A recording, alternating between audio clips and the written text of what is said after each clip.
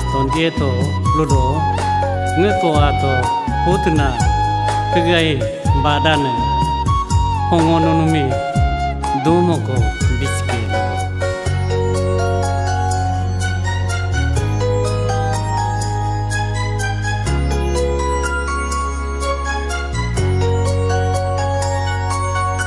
Yesu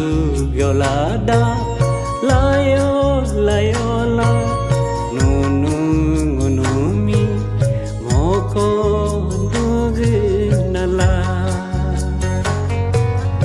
Yesu gyolada layo layo la nunu ngunumi moko dagnala kalanya mamomi kaci nyama henyenya mamomi taje nyama ojala gyolada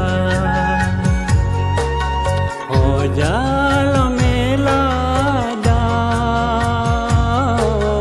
ojala gyolada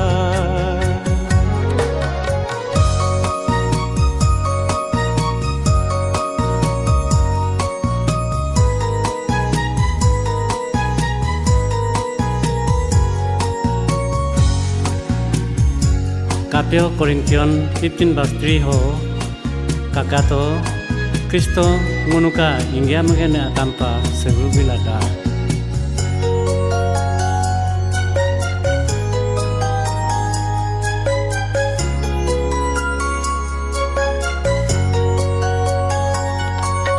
Segubila moda gapo pogansi Dorgubila moda gapo pogansi Ai tare puchopa Ne kane aci sedayu Dodu tare tipu pa Yesu gyolada layo layo la nunu ngunumi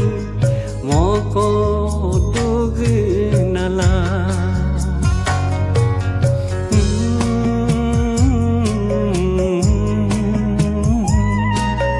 la la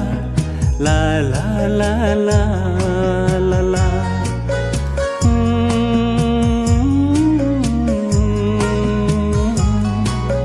La la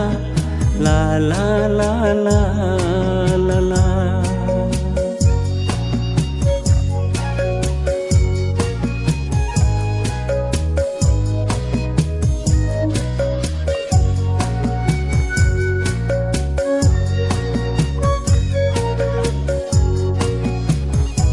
John 14 verse 6 ho Jisu lodo ngo ke jijelemo ing sande Moske ai indar ke sana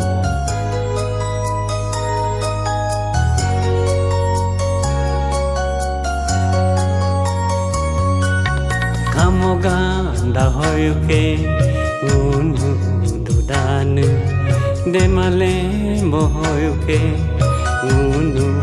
inone molo dugu kunyasa molo konyasa molo inggi konyasa Yesu gyolada layo layo la nunu ngunumi moko dugnala Yesu gyolada layo layo la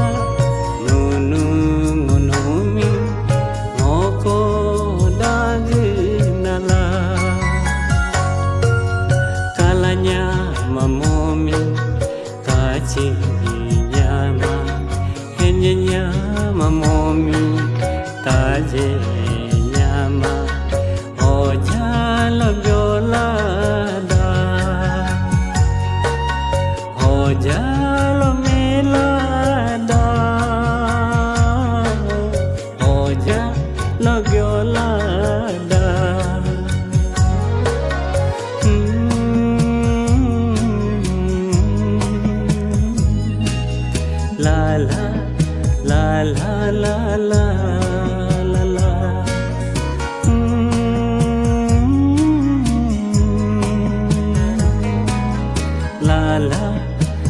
la la la